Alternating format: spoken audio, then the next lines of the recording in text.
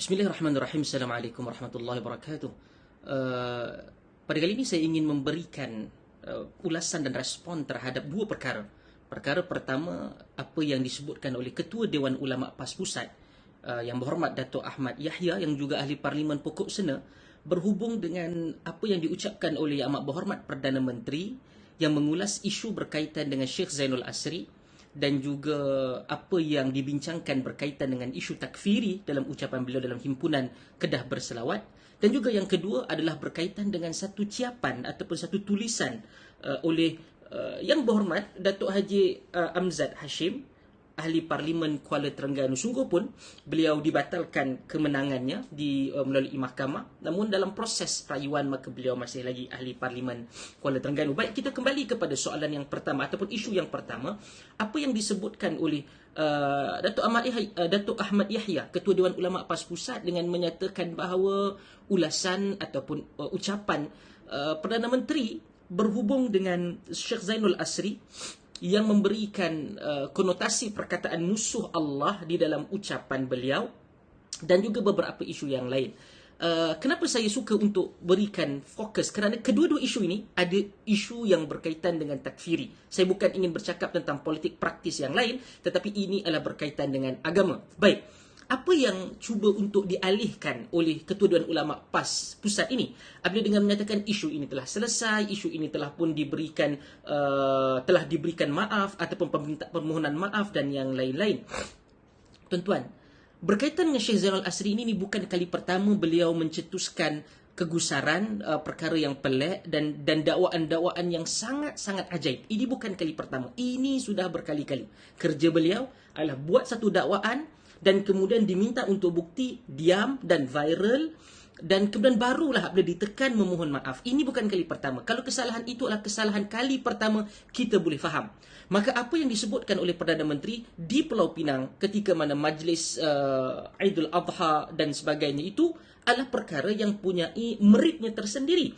Iaitu ketika mana kalau Ketua Dewan Ulama PAS ini menyatakan bahawa hal itu adalah merujuk kepada musuh Allah dan ada latar belakang sejarah Kedah tua dan yang lain-lain, Syekh Zainul Asri itu menyatakan bahawa tentang Yahudi dan Nasrani merujuk kepada Suratul Baqarah ayat 122, walan tarda ankal yahud walan nasara hatta tattabi'a millatahum. Maka kita perlu faham konteks. Saya telah sebutkan sebelum daripada ini bahawa seminit sebelum dia menyatakan musuh Allah, dia sebutkan tentang isu pembubaran Dewan Undangan Negeri Kedah. Persoalan yang sampai hari ini beliau dan PAS tidak memberikan jawapan adalah siapa Yahudi dan Nasrani yang bakal bertanding di Dewan Undangan Negeri Kedah dalam PRN nanti, yang boleh untuk merubah, merosakkan, merampas, menjahanamkan negeri Kedah. Persoalan itu tidak muncul, ataupun jawapan pada persoalan itu tidak muncul. Maka di sinilah ia hanya sekadar permintaan maaf. Kerana saya yakin hal yang lain akan berulang. Tuan-tuan, Syekh Zainul Asri ini jugalah yang mendakwa tentang vaksin. Siapa ambil vaksin, dia akan mati dalam jangka masa 2 tahun. Minta maaf. Ulang lagi. Dia kata akan berlaku perpindahan roh. Satu tubuh boleh ada beberapa roh. Roh orang saleh pertama yang meninggal, roh tu boleh berpindah kepada orang lain.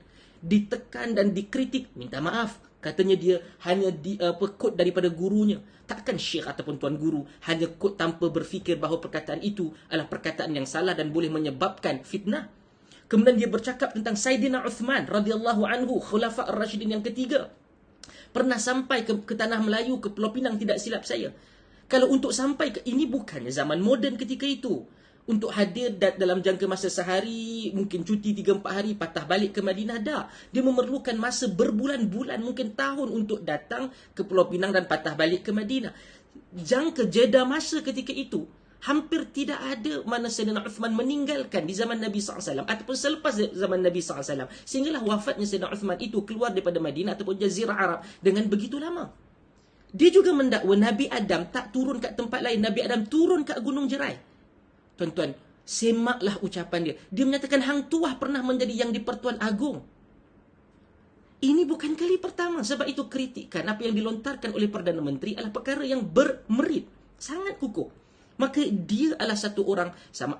Dan tuan-tuan perlu tahu, Zainul Asri ataupun Syekh Zainul Asri ini adalah bekas timbalan ketua Dewan Ulama PAS Negeri Kedah. Bekas timbalan ketua Dewan Ulama PAS Negeri Kedah. Maka kalau menyatakan bahawa apa yang disebutkan oleh Syekh Zainul Asri itu dan didakwa oleh Ketua Dewan Ulama PAS Pusat bahawa jangan dipolitikkan, beliau sendiri adalah watak yang sangat dekat dengan PAS dan juga politik PAS. Maka saya fikir apa yang diangkat ataupun apa yang disebutkan oleh Perdana Menteri itu ada punya basisnya. Dan kemudian yang kedua, berkaitan dengan ucapan ataupun tulisan Datuk Haji Amzad Hashim, Ahli Parlimen Kuala Terengganu. Tuan-tuan kena tahu latar belakangnya kenapa dia tulis. Kemenangan beliau di pilihan raya umum ke-15 mempertahankan Parlimen Kuala Terengganu itu dibatalkan oleh mahkamah, bukan dibatalkan oleh kerajaan, bukan dibatalkan oleh pihak yang lain. Pihak Pelawan dia daripada Barisan Nasional memohon kepada mahkamah untuk meneliti dan menilai bahawa wujudnya unsur rasuah. Dan mahkamah berpuas hati dan menjatuhkan hukuman bahawa kemenangannya dibatalkan kerana adanya unsur rasuah. Maka dia dihukum kerana unsur rasuah. Tapi apa yang beliau buat? Beliau telah menulis dengan menyatakan, dengan mengkot ayat daripada Suratul Anfal ayat yang ke-45. Apa yang Allah Ta'ala sebutkan dalam Suratul Anfal ayat yang ke-45. Allah menyatakan, A'udzubillah minasyaitanir rajim. Ya ayyuhalladzina amanu idza laqitum fi'atan fathbutu wadhkurullaha katsiran la'allakum tuflihun. Ini ulang lagi sekali. Ini juga mempunyai unsur-unsur takfiri. Saya tak katakan takfir secara jelas, tapi inilah unsur-unsur berbaur takfiri. Apa yang Allah Ta'ala kata? Ya ayyuhalladzina amanu, wahai orang beriman. Idza laqitum fi'atan, sekiranya kamu bertemu dengan satu kelompok yang ini merujuk kepada musuh, fathbutu, hendaklah engkau sabat, engkau tetap, wadhkurullaha katsiran la'allakum tuflihun, dan hendaklah engkau mengingati Allah, berzikir kepada Allah banyak-banyak supaya kamu menang, kamu beroleh kejayaan. Tuan-tuan, ayat ini dalam Suratul Anfal. Al-Hafiz Ibn Kathir dalam tafsirnya ini memberikan penjelasan yang panjang, dan memang disebutkan bahawa ini antara penamaan kepada nama lain bagi surah ini, Suratul Badar, kerana ia turun kepada ataupun menceritakan tentang kisah perang Badar.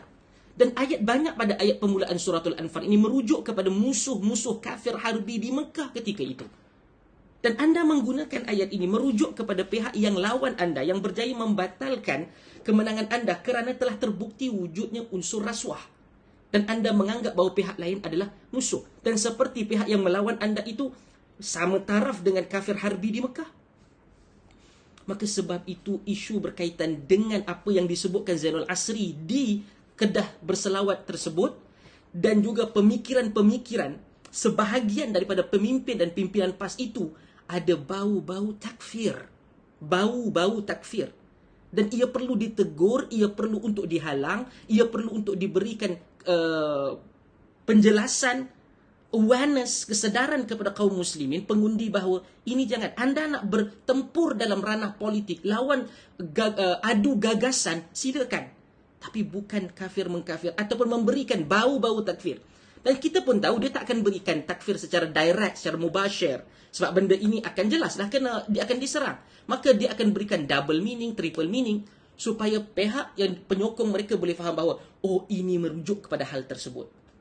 Maka saya fikir sama ada daripada Ketua Dewan Ulama PAS Pusat ataupun Ahli Parlimen Kuala Terengganu itu, kedua-duanya adalah sama sekali mempertegaskan dan mengulangi pendirian yang ada bau-bau ataupun berbaur yang boleh pergi ke arah takfir, mengkafirkan kaum muslimin. Dan hal ini saya tidak akan sama sekali berhenti untuk mengulas dan melawannya, kerana kita perlu jangan ulangi apa yang berlaku pada tahun 80-an dan 90-an, sehingga bercerai-berai suami isteri, berantakan keluarga. Adulah gagasan, lawanlah idea dan polisi, bukan kafir-mengkafir. Sekian, Assalamualaikum warahmatullahi wabarakatuh.